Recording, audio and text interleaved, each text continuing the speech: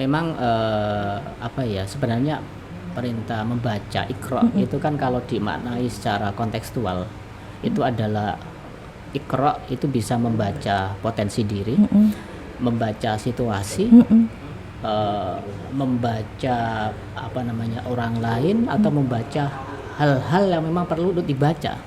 Konteks maknanya sangat luas sekali, Mbak, kalau saya memaknai itu. Artinya apa ya, sebuah literasi atau menulis itu tidak akan lepas dari sebuah aktivitas membaca. Aktivitas membaca itu juga akan memantik, akan apa ya, akan memantik atau merangsang seseorang untuk menulis. Tapi seorang menulis pasti butuh membaca. Itu adalah sebuah ada keterkaitan ya, ya. ada keterkaitan seperti makan dan minum. Makan pasti butuh minum, atau mungkin orang perokok itu kalau makan pasti kan pengen rokokan dan ngopi kan gitu. Sama dengan itu. Itu saya pengalaman seperti itu. Artinya kalau kita tidak senang membaca, bagaimana Pak? Ya membacalah hal-hal yang apa ya, yang menarik bagi kita begitu. Kalau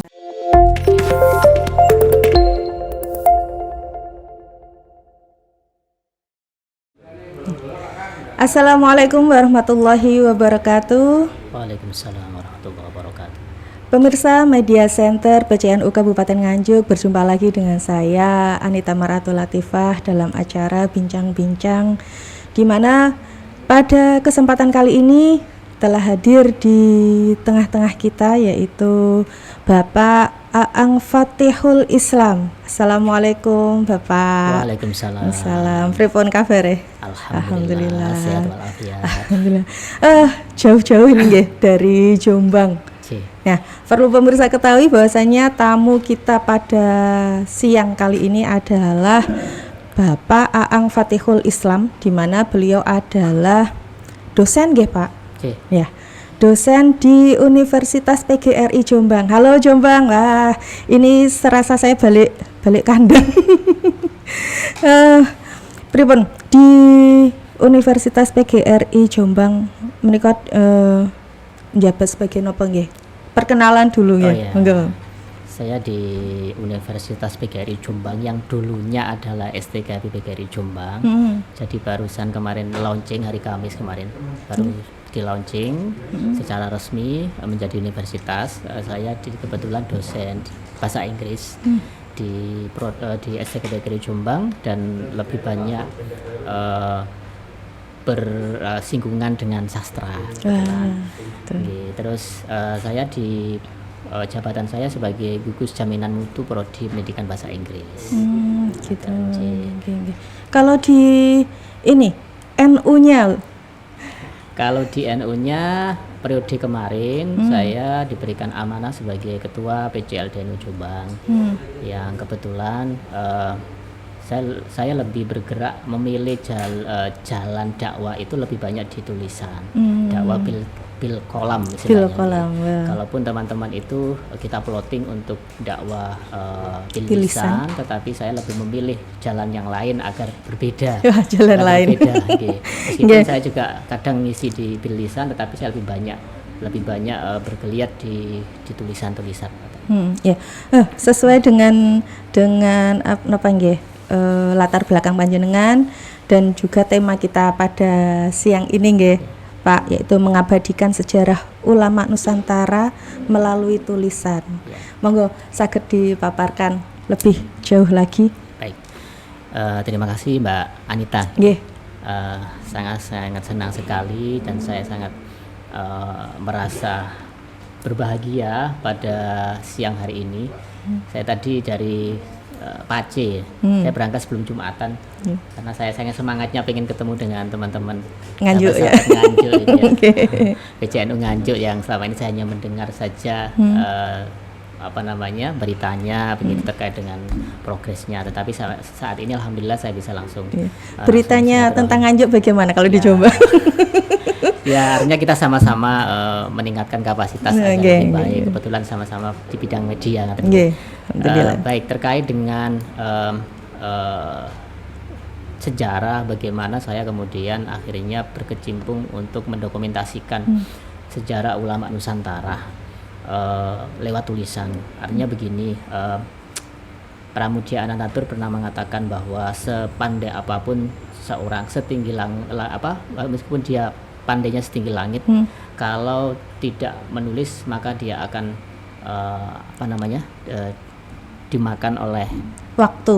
Iya. Karena verba valens scripta menulis adalah bekerja untuk keabadian. Maka Imam Ghazali juga mengatakan bahwa kalau kamu bukan anak seorang raja atau ulama maka jadilah penulis. Kenapa? Karena dengan itu nama kamu akan diabadikan oleh sejarah. Kira-kira begitu. Sebenarnya saya itu menulis sejak masih jadi mahasiswa. Lulusan pundi guys? Saya lulusan dari STK Negeri Jombang. Memang saya dulu suka nulis dan kebetulan saya dulu kan aktif di organisasi, menulis di media massa. Kemudian saya setelah lulus itu saya ketemu dengan teman-teman Dewan Kesenian Jombang, kemudian membuat antologi cerpen, kemudian berlanjut terus saya menulis akhirnya kemudian saya S2 di Unisa, akhirnya ketemu dengan beliau Pak Dr. Rukman itu. Saya S2, beliau S3 begitu. Saya terus menulis dan bahkan di sela-sela kuliah saya juga menulis, belajar dengan sastrawan pesohor Budi Dharma, Prof Budi Dharma itu untuk menulis karya sastra, kemudian terus berlanjut sampai saya menulis buku referensi, buku ajar, kemudian cerpen, kemudian puisi. Beberapa saya dokumentasikan dalam YouTube juga untuk dakwah begitu. Kemudian 4 tahun terakhir itu akhirnya saya kemudian digerakkan. Nah ini juga tanpa kesengajaan, Mbak Anita. Saya digerakkan oleh Allah untuk menelusuri jejak-jejak ulama mastur. Mastur ini bukan masyhur ya, mastur yang lebih saya telusuri ulama mastur. Kenapa? Ulama mastur itu adalah ulama yang memang di balik layar. Ya, kalau kita tahu tokoh seperti Gus Dur itu punya guru mastur. Di Nganjuk ini ada gurunya Gus Dur namanya Mbah Hakim Sekar Putih. Mbah Hakim Sekar Putih Nganjuk, putranya Syekh Abdurrahman Kiai Condromowo. Itu guru spiritualnya Gus Dur yang tidak terekspos. Dan banyak guru spiritual yang lain, termasuk Mbah Hakim itu juga punya guru spiritual, guru mastur dari Jombang. Mulek aja ya, Nganjuk Jombang. Sampai sekarang beliau masih hidup, tapi beliau memang tidak mau diekspos. Ya, suatu saat mungkin kalau sudah waktunya akan bisa kita sowan ke sana ya. Jadi dari itulah kemudian saya berawal dari sini Mbak Anita, dari saya waktu itu membantu teman-teman LTN. Teman-teman LTN itu punya sebuah program untuk membukukan profil Kiai Jombang yang belum ditulis dalam buku. Maka saya waktu itu melakukan penelusuran, kemudian wawancara, saya menemui beberapa keluarga, dzurriyyah dan santri-santri untuk menulis beberapa kiai Jombang, termasuk diantaranya adalah ada Kiai Umar Zahid Semelo, kemudian ada Kiai Kiai Abu Suja. Kiai Abu Suja itu pasti nggak kenal kita. Kiai Abu Suja itu adalah teman sahabatnya Hadratus Kiai Haji Asy'ari di Syekhona Khalil Bangkalan. Beliau itu di Gedangan Jombang, itu pondoknya juga cukup tua, itu putranya Mbak Umar. Dan Mbah Hashim dulu ketika sebelum mendirikan Nahdlatul Ulama itu juga sering ke sana. Dan itu juga tidak diekspos. Kemudian ada lagi juga Mbak Imam Zahid.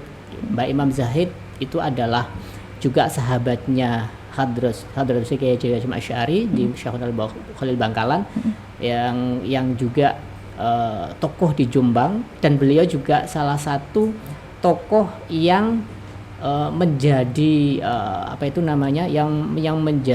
yang punya peran untuk ketika Jombang itu memisahkan diri dari Mojokerto dan membentuk kabupaten sendiri, dan akhirnya beliau ditugasi oleh Raden Kramat Jatinegara, Bupati Mojokerto, untuk mencari sosok pemimpin yang bisa memimpin Jombang. Jadi beliau juga ulama.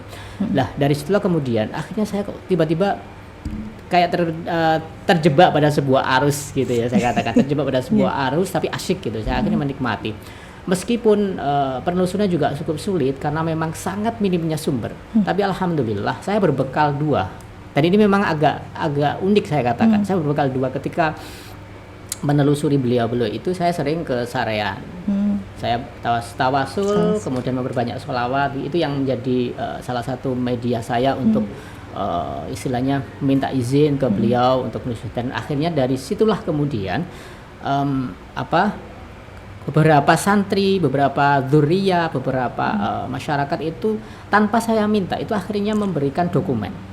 Memberikan dokumen, kemudian saya bertemu, termasuk Kanjeng Sepuh Jombang itu, Bupati pertama Jombang itu, saya sampai waktu itu menginisiasi haul Kanjeng Sepuh Jombang, Bupati pertama Jombang itu di Makam Pahlawan, dan alhamdulillah ketemu dengan salah satu dzurriyyah Kanjeng Sepuh dari Sedayu, dan saya dijanjikan nanti Gus, nanti akan saya berikan dokumen induk Kanjeng Sepuh, dan alhamdulillah sudah diberikan ke saya, dan ini sedang proses juga saya tulis. Jadi sebenarnya Mbak Anita, ini yang sudah rilis itu sudah ada 2.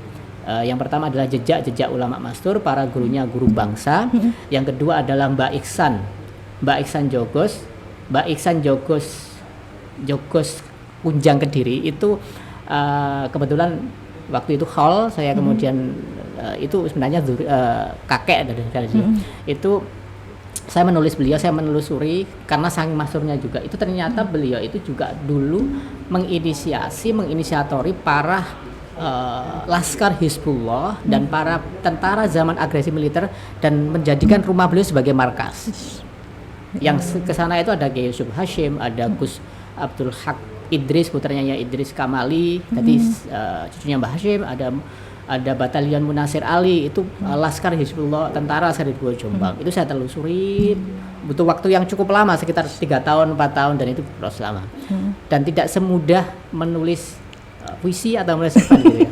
Karena kita harus ketemu langsung dengan yang informan. Kalau tidak ketemu kita harus melacak lagi yang bisa paham dan sebagainya. Termasuk Mbak Imam Zahid, saya ketemu Pak Ali Fikri, Bupati Jombang, saya ketemu dengan Pak Yusron, saya ketemu dengan beberapa keluarga itu juga. Bahkan dari keluarga itu banyak yang tidak tahu.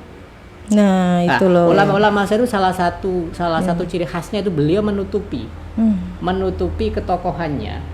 Ya.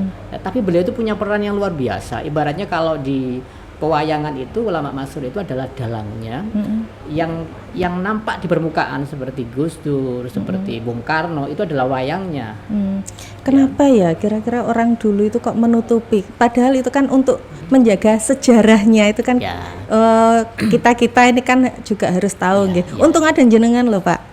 Kalau nggak ada jenengan, nggak ada orang-orang yang seperti jenengan, nggak ada yang akan menggali informasi seperti ini. Jadi makanya disebut mastur. Itu mastur kan yang tertutup, yang memang beliau itu adalah seorang wali Allah yang ditugaskan oleh Allah sebagai wali mastur. Wali mastur itu di dunia memang dia tidak masyhur, tetapi di langit itu masyhur. Makanya beliau sering disebut dengan Kiai Langit. Di langit masyhur sekali di tataran langit itu. Tapi di tataran dunia tidak. Bahkan ada yang mungkin menganggap kalau jenengan tahu Mbah Hakim itu, sejarahnya Mbah Hakim itu dalamnya beliau sangat biasa, tidak. Kalau orang tidak tahu ya seorang biasa.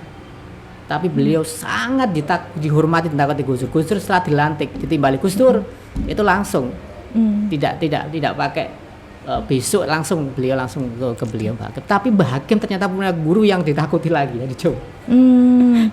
Ada lagi dari Jombang, dan beliau juga mastur. Nah, kalau mastur itu memang tidak semudah kita kemudian beliau tidak akan mendeklarasikan dirinya sebagai seorang ulama gitu.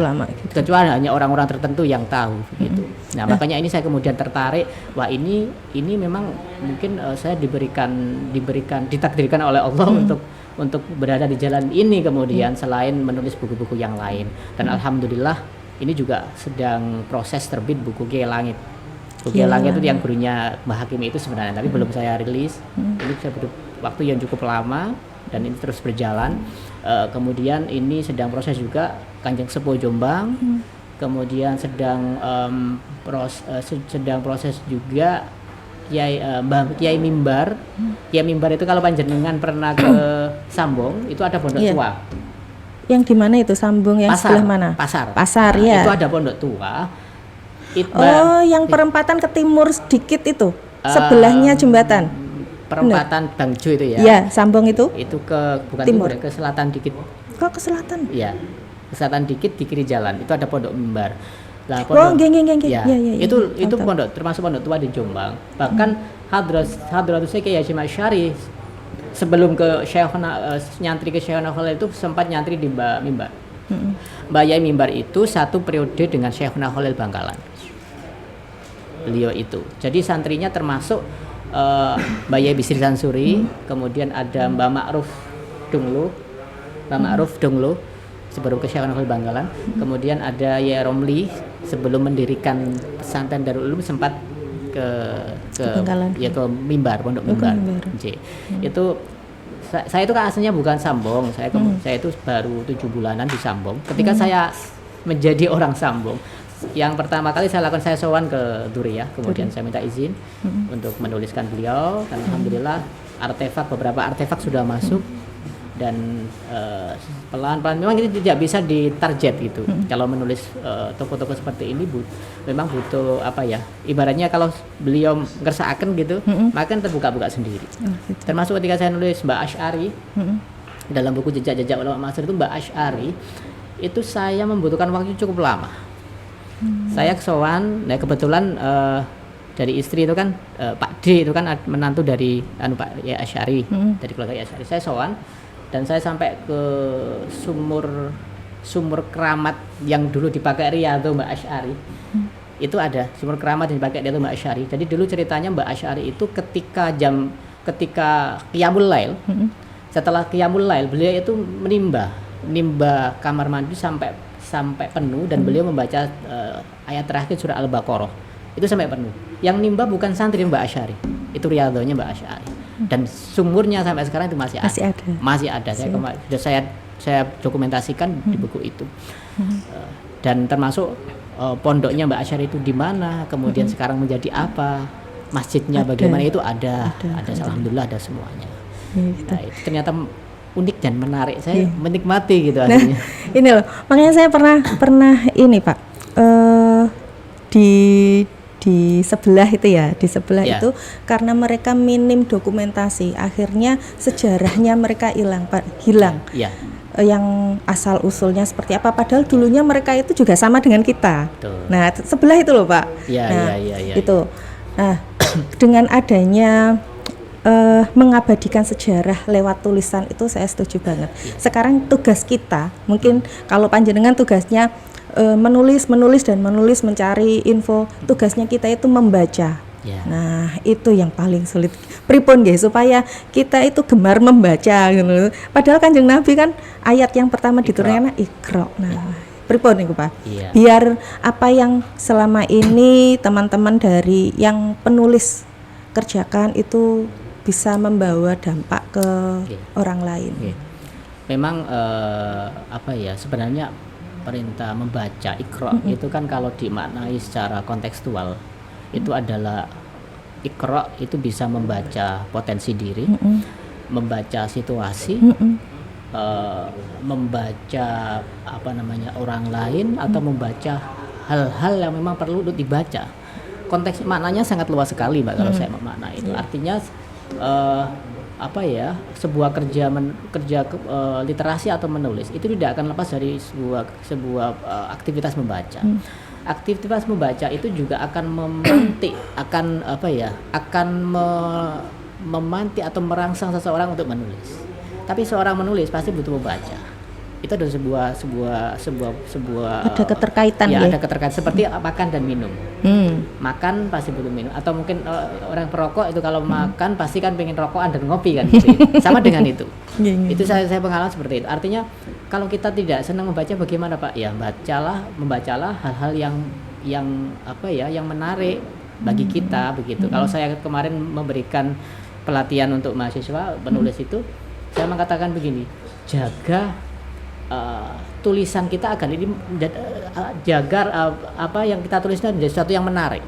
Kenapa? Karena menulis itu adalah kita sedang menjaga nafas. Ibaratnya kalau kita menyelam ke lautan itu kita membutuhkan nafas yang panjang. Kalau kita menyelam itu motivasinya adalah untuk mencari mutiara, maka kita akan kuat menyelam. Tapi kalau kita menyelam di lautan, tapi kita sudah takut nanti jangan-jangan dimakan ikan paus, maka kita nggak akan kuat menyelam. Sama dengan itu. Sama dengan membaca itu kalau kita membaca misalkan baca novel kayak yang sedang tren, misalkan Hati Suwita kah atau ayat-ayat cinta, itu emak-emak banget ya paling enggak hal-hal yang diminati saja. Karena memang kalau dalam karya sastra itu sedikit saya mengulas ya, itu ada ada namanya sastra kanon, ada sastra pop. Kalau sastra sekarang itu cenderung pop begitu. Kalau jadi kan ada dulce et util kalau istilahnya itu. Dulce itu adalah sastra, karya sastra itu harus bisa menghibur pembaca, mengentertain the reader. Tetapi di sisi lain karya sastra itu harus bisa memberikan manfaat dari apa yang dibaca. Gitu. Maka ada dua bagian itu yang harus ada. Makanya karya sastra itu adalah cerminan dari realitas. Kalau dengan membaca novel Hati Suwita itu kan ada sesuatu pesan yang sedang diselipkan oleh Mbak Ning Hilma Anis gitu ya. Misalkan tentang mendem jeru, mikul dur mendem jeru. Itu kan sebuah falsafah Jawa yang pengen dari seorang pasangan itu harus bisa mengangkat martabat pasangannya. Kemudian ketika ada aib itu ditutupi kan begitu. Iya. Jadi banyak hal sebenarnya. Kalau saya mengatakan begini, Mbak, kalau saya membaca, motivasi saya begini, membaca itu adalah hakikatnya kita sedang melakukan silaturahim, wacana secara tidak langsung pada penulis. Kalau panjenengan atau kita sedang membaca karya sastra atau apapun itu, kita seakan-akan itu sedang berkomunikasi dengan penulis. Kita ditunjukkan sebuah situasi begitu ya di dalam apa yang kita baca. Sekarang kita ada di dalam situasi itu. Kita seakan-akan kayak saya dengan jenengan itu ya, silaturahim. Meskipun tidak ketemu langsung dengan penulis. Makanya karya sastra itu adalah dunia pemikiran. Maka kita bisa berselancar untuk mencercap, misalkan ada nilai pendidikan, ada nilai sosial, ada nilai budaya, ada nilai filosofi, nilai religi dan sebagainya. Misalkan kayak ada ayat-ayat cinta, Laskar Pelangi tentang pendidikan, kemudian ada Bumi Manusia tentang sejarah, begitu kan, banyak sekali yang bisa kita cercap. Termasuk sejarah, buku-buku sejarah itu tidak lain adalah kita mengambil ibrah tentang bagaimana ketokohan beliau yang saking ikhlasnya beliau itu tidak mau diekspos. Dan memang tugasnya di sana. Tugas beliau di sana tidak mau diekspos, dan biarlah kemudian santri-santrinya yang menjadi wayang itu yang tampil. Bung Karno juga punya gurunya dari Jombang. Gitu. Iya, guru spiritual gurunya dari Jombang. Kiai Mas Suro Sentono itu asalnya dari Kabu sana. Itu juga saya tulis dari Jombang. Dia dari Jombang. Ini semakin kesini semakin panas nih. dalam ini nggih Pak, dalam menulis terutama tentang sejarahnya ulama itu jenengan biasanya butuh berapa lama nggih untuk mengangkat satu tulisan? Begini, saya tadi mengatakan bahwa menulis sejarah ulama Nusantara, ulama Mastur, itu saya membutuhkan waktu yang tidak bisa ditarget. Beda dengan kalau novel gitu ya? Iya, kalau novel itu juga butuh. Kalau saya cerpen satu kali duduk selesai. Cerpen. Tapi kalau sejarah ulama Mastur, karena beliau memang dokumentasinya atau literaturnya sangat terbatas, maka butuh waktu yang cukup lama. Artinya saya memang ikhtiar batin, riyadhah saya itu adalah tawasul, sholawat, dan saya sering sowan ke sarian beliau untuk menyambung gitu ya. Itu ada yang membutuhkan waktu 5 tahun, seperti jejak ulama Mastur itu. Mbak Iksan itu saya membutuhkan waktu sekitar 4 tahun. Kanjeng Sepuh itu sudah 4 tahun sampai sekarang belum terbit karena belum selesai, dan dokumennya masih masuk terus begitu. Dan saya tidak berani mentarget. Ketika saya ada lampu hijau begitu, artinya ini sudah waktunya saya terbitkan. Ya sudah, saya terbitkan. Meskipun belum sempurna, karena tidak ada, kalau dalam sejarah itu tidak ada yang sempurna. Pasti ya nanti ada masukan lagi. Bagi saya yang penting kita ikat dulu dalam dokumentasi. Nanti kalau kita bedah, kemudian ada masukan, ya kita tambahkan gitu aja. Begitu, Mbak. Berarti ini nggih butuh perjuangan, nggak hanya pikiran tapi juga. Ya. Jadi niatan saya memang tabarukan. Saya tabarukan karena saya menyadari saya itu saya hanya seorang santri. Kita di NU itu kan memposisikan diri sebagai seorang santri gitu kan. Karena kita seorang santri, maka kita butuh untuk tabarukan kepada para muassis, para kiai-kiai, ulama-ulama yang justru menyembunyikan perannya. Padahal kalau kita berbicara peran, ulama Mastur itu lebih besar perannya daripada Masyhur. Meskipun beliau tidak nampak di permukaan. Ibaratnya ulama di yang, jadi gini, makanya kayak Gus Dur, itu beliau sangat berani melawan arus. Kenapa? Karena istilahnya konsultannya Dekengannya. Dekengannya itu dekengan pusat betul itu. Ya, ulama masur itu konsultasinya wali masur itu konsultasinya langsung pada ya malaikat gitu kan. Kalau seorang aulia itu kan pada malaikat dan Nabi Khidir. Itu yang kemudian makanya Gus Dur sangat berani melawan arus itu. Tidak ada ditakuti oleh Gus Dur kecuali Allah kan begitu. Iya, betul. Kan begitu. Itu yang mungkin juga perlu jadi ibrah untuk kita semua bahwa beliau yang punya peran yang untuk bangsa. Ini konteksnya bukan lagi Jombang gitu, tapi bangsa. Kenapa? Karena tokoh-tokoh yang menakodai sebuah bangsa seperti Gus Dur, seperti Kiai Wahid. Saya jadi sedikit cerita tentang ceritanya Gus Dur boleh? Nggih, monggo. Saya pernah dapat cerita dari salah satu ulama yang juga gurunya Mbah Hakim itu. Jadi sejarahnya Gus Dur itu diberikan nama Abdurrahman. Itu yang belum diketahui banyak orang begitu Abdurrahman. Jadi dulu itu Kiai Wahid Hashim, ayahandanya Gus Dur, pada saat Nyai Solihah Wahid itu hamil Gus Dur. Itu Hadrat Kiai Haji Masyar itu mengutus Kiai Wahid untuk sowan ke abahnya Mbah Hakim.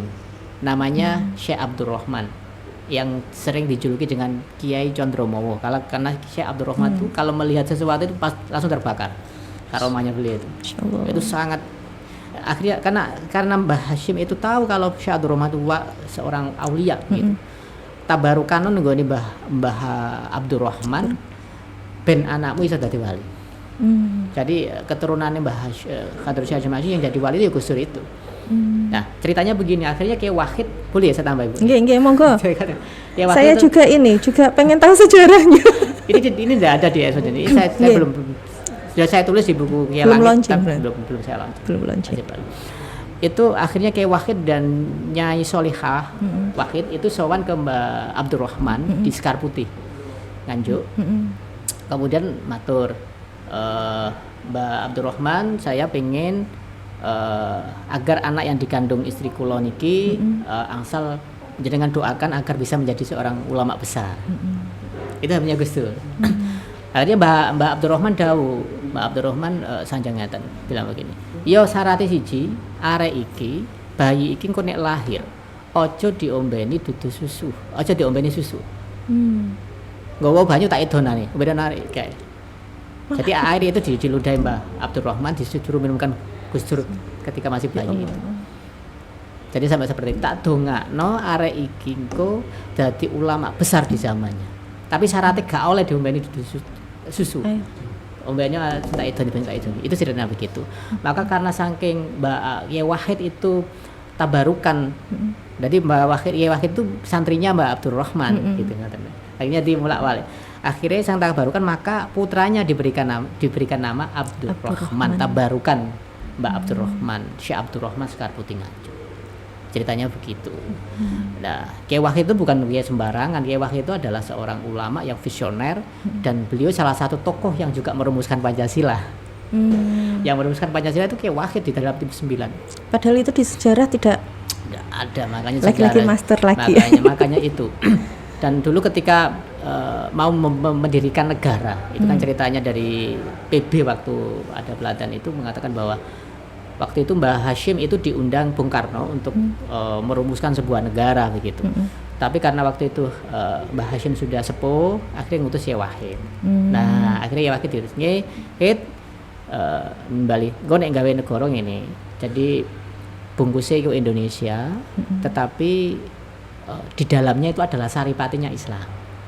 Termasuk Pancasila kalau panjenengan perhatikan di dalamnya dari Al-Qur'an semua, misalkan ketuhanan yang Maha Esa dari Qul huwallahu ahad dan itu dari Al-Qur'an semua, termasuk kalau jenengan pernah Gus Muafik pernah itu kan ada DPR dari kata Diwan, itu dari Islam semua. Dan satunya bangsa yang bisa kemudian mengambil intisari dari ajaran Islam ya Indonesia. Karena Wali Songo dulu ketika dakwah itu juga menanamnya itu pelan-pelan gitu kan. Makanya dari surat Al-Fath itu kan masalah bil Injil. Kebetulan saya di sambung itu ngisi sejarah Asbajar Nusantara gitu. Jadi pas gitu. Klub berarti. Saya disuruh mengisi tapi saya punya syarat. Saya mau ngisi tapi saya ngisi sejarah saja. Karena saya mendalami sana. Gitu. Biar nggak terlalu berat, sejurus gitu, searah gitu. Terakhir Pak Aang. sampai detik ini sudah ada berapa buku nggih yang jenengan terbitkan? Dan buku yang paling berkesan sekali di mana yang jenengan itu buku yang judulnya apa? Siapa tahu nanti saya langsung googling. Monggo panjenengan mangke googling nama saya, nanti muncul beberapa buku saya.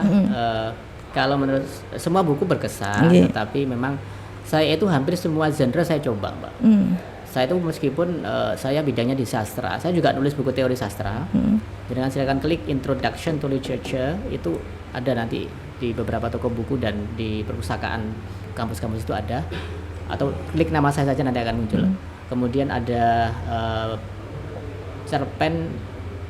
puisi itu yang saya tulis dalam waktu 3 hari juga ada ketika corona itu. Saya stres corona itu di rumah. Ternyata yang stres nggak cuma ibu-ibu waktu corona. Iya, saya akhirnya saya nulis itu. Kemudian ada yang 3 bulan, ada yang waktunya jadi nggak sama.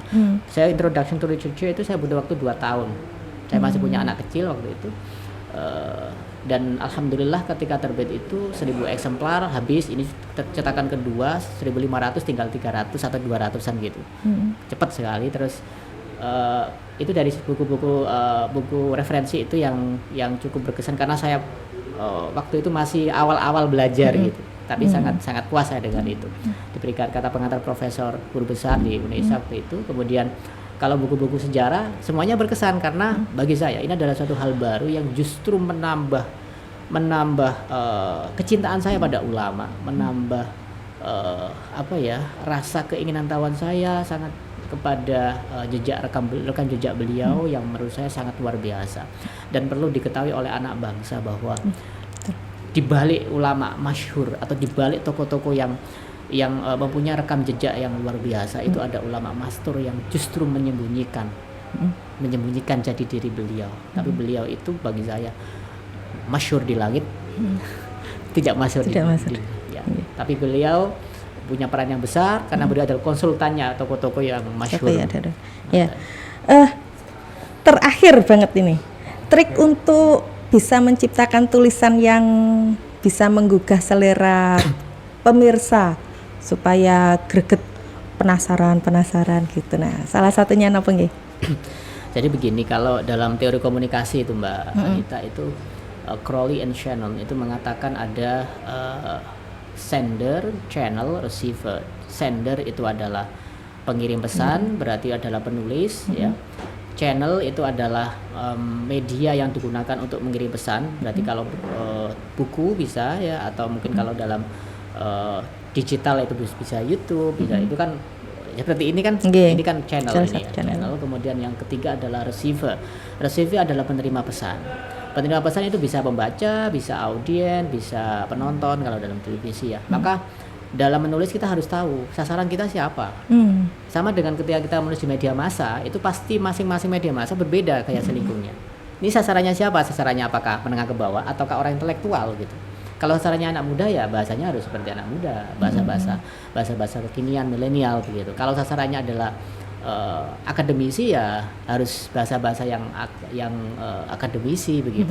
Ya, meskipun dalam karya sastra tetapi dibumbui dengan bahasa-bahasa yang akrab dengan mereka, sehingga ketika mereka membaca mereka seakan-akan sedang berdialog dengan apa yang mereka rasakan. Makanya seorang pembaca itu kadang-kadang merasakan jengkel, merasakan pengen menangis gitu ya, air mata. Saya juga kadang-kadang begitu karena kebetulan sama dengan apa yang saya alami ketika berjuang begitu, berjuang sekolah, berjuang kuliah, sampai harus bekerja di mana-mana untuk mencukupi begitu ya. Ya kadang-kadang ada sesuatu yang sama. Kenapa? Karena memang dalam karya sastra ada istilah universalia. Nilai universal yang ditanam di sana. Ya, jadi ya. Tidak terasa nggih, obrolan kita itu semakin bagi saya kok semakin penasaran dengan tulisan-tulisan panjenengan. Nanti diakses di Google, insya Allah beberapa sudah bisa diakses. Yang sudah terbit ya, yang belum terbit yang belum bisa diakses. Ya mudah-mudahan bermanfaat karena seorang penulis itu punya misi. Ya. Penulis itu kalau dalam teori sastra itu yang pertama adalah world view, jadi pandangan kita terhadap dunia. Karena penulis itu mengandalkan 2 instrumen, Mbak. Satu instrumen pertama adalah ketajaman hati. Hati itu fungsinya adalah merekam kebenaran. Hati itu dia pasti menyuarakan kebenaran. Dia digunakan sebagai instrumen untuk merekam realitas yang dia temui. Yang kedua adalah kecerdasan berpikir. Ini digunakan untuk menyusun, mengkonstruk apa yang realita yang kita temui untuk dijadikan sebuah tulisan yang indah gitu. Maka ini kemudian apa ya? Itu yang pertama. Yang kedua adalah Westanjong. Westanjong itu kita penulis pasti punya misi. Misi kita adalah untuk agar pembaca itu kesadarannya, cakrawalanya bertambah semakin luas, dan dia mau bergerak untuk sama-sama berjuang, misalkan cinta ulama, kita punya misi saya begitu, biar diketahui oleh generasi sekarang bahwa ini loh tokoh yang perlu keikhlasannya, kemudian bagaimana sepak terjang beliau, dan harapan saya ini bisa kemudian menjadi jariah begitu. Amin. Saya amin. Karena tulisan itu kan abadi begitu, bisa dibaca generasi. Betul. Tanpa adanya tulisan juga nanti kita akan buta nggih. Ini sejarahnya seperti karena apa? Yang menandai zaman prasejarah dengan sejarah kan tulisan. Betul, prasasti. Maka saya mengatakan kepada mahasiswa, kalau kita itu tidak membudayakan budaya menulis, berarti kita sama hanya dengan memprasejarahkan diri kita. Kita adalah orang primitif yang hidup di zaman modern kan sebenarnya. Makanya kesadarannya kita perlu bangun kembali kesadaran bahwa budaya menulis, budaya membaca adalah sebuah peralihan dari zaman prasejarah menuju zaman sejarah. Yang perlu kita. Alhamdulillah.